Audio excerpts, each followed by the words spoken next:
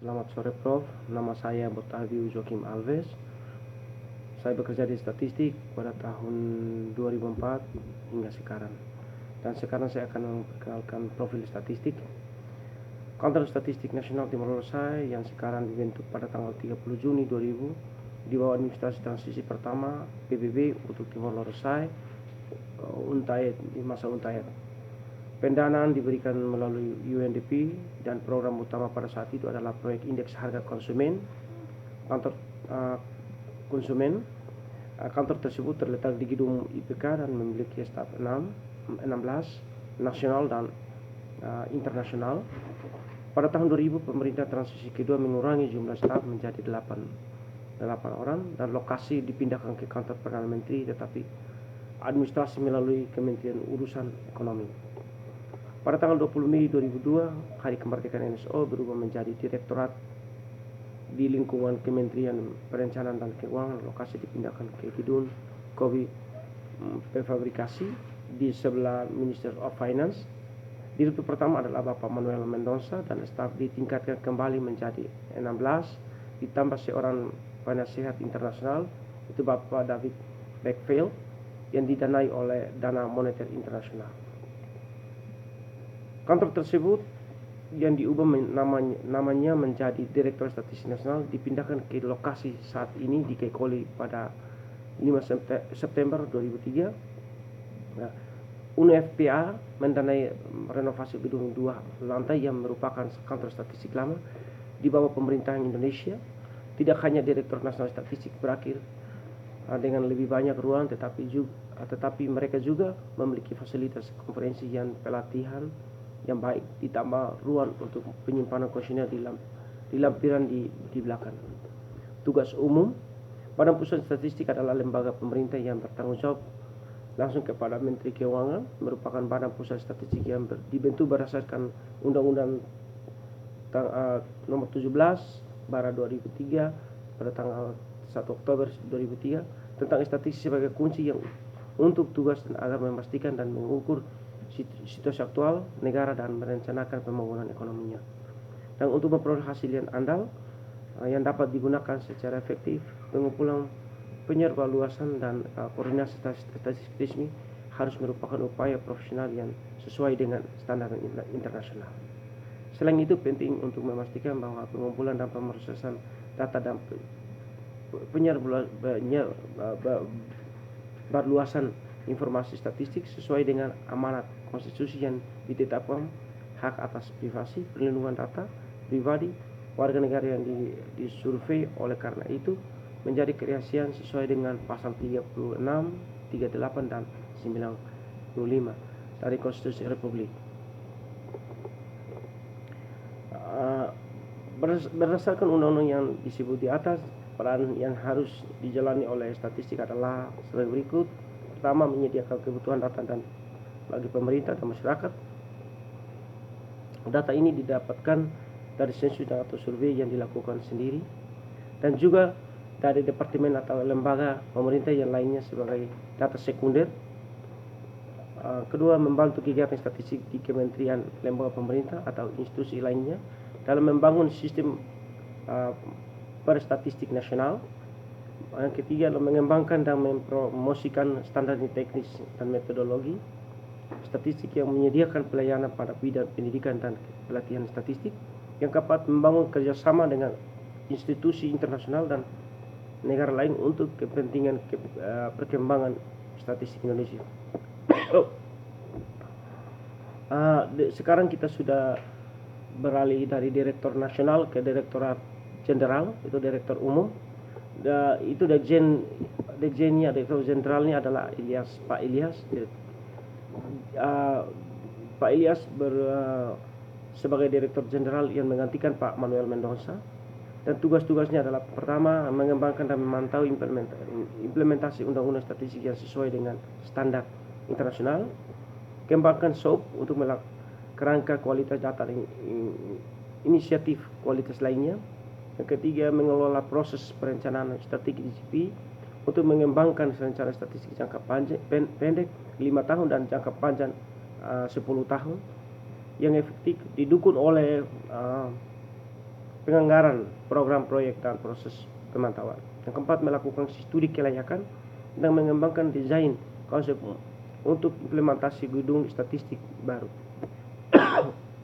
Yang kelima, memimpin dan mengelola kontribusi Direktur Jenderal Statistika untuk anggaran Kemenku atau rencana 5 tahun bergulir AAP atau rencana pengadaan pelaporan kinerja proses manajemen risiko. Dan kita memiliki beberapa hubungan yang sekarang ini bekerja sama dengan statistik adalah yang UNFPA,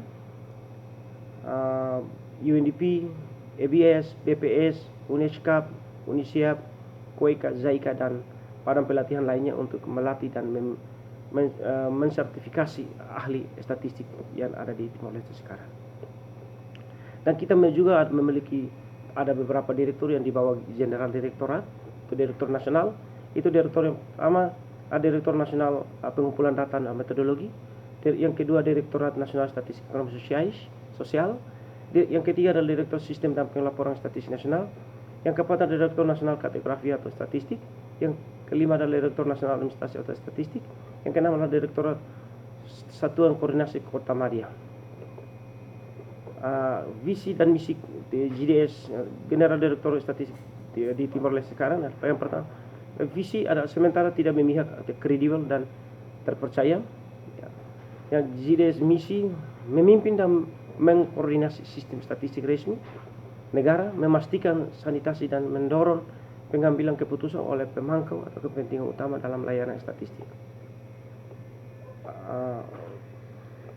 Untuk deskripsi, berdasarkan peraturan Kementerian nomor 3638 tahun 2000 tentang Badan Pusat Statistik dan peraturan Kepala Badan Pusat Statistik nomor 115 tahun 2014 tentang organisasi kata Badan Pusat Statistik susunan organisasi statistik Timor Leste, terdiri dari beberapa kepala daerah. Yang pertama, kepala daerah distrik ibu kota Dili, kepala distrik Aileu, kepala distrik Ainaro, kepala distrik Ermera, kepala distrik Baukau, kepala distrik Manatutu, kepala distrik Wekusi atau Rayoma, kepala distrik Bobonaro, kepala distrik Keke, kepala distrik Same, kepala distrik Likisa, kepala distrik Los Palos, dan kepala distrik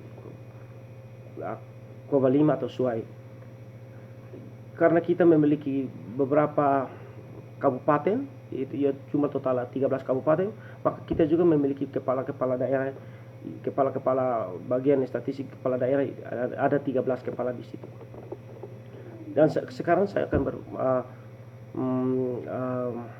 profil sebagai sejarah kecil berdirinya statistik. Kegiatan statistik di Timor Leste sudah dilaksanakan sejak masa pemerintahan Portugis dan Indonesia oleh suatu lembaga yang didirikan oleh Direktur Pertanian, Kerajinan dan Perdagangan, Direktur Vasco Consuelo dan Pak Haryanto.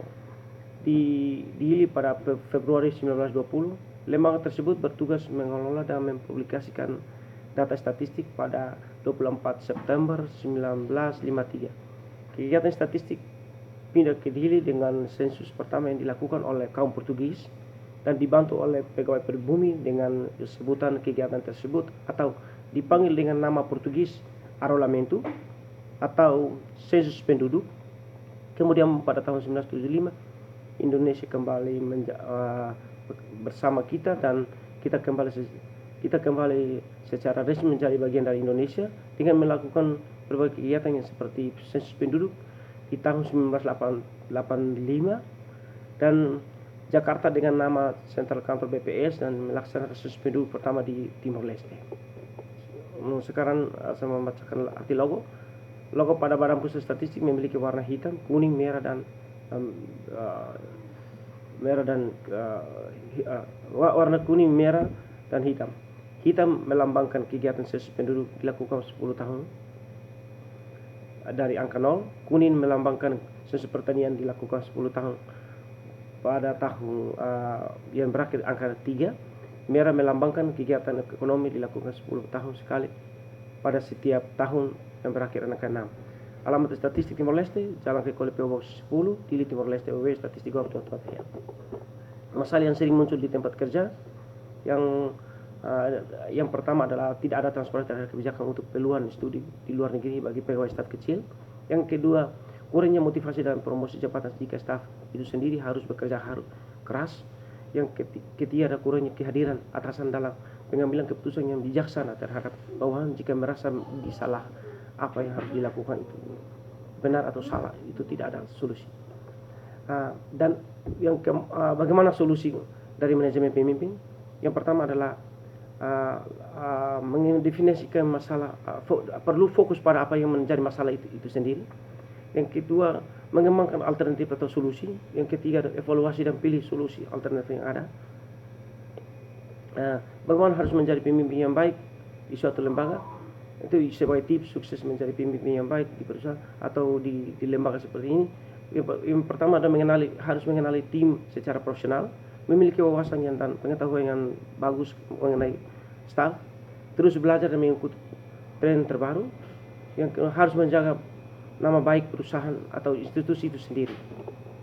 Dan saran dan masukan dari saya, itu pilar terpercaya penting untuk keberhasilan suatu institusi dalam membangun kembali hubungan yang lebih baik dengan menyediakan statistik secara efisien dan tingkat kualitas yang tepat dan berfokus pada prioritas kebijakan terhadap semua karyawan. Itu penting.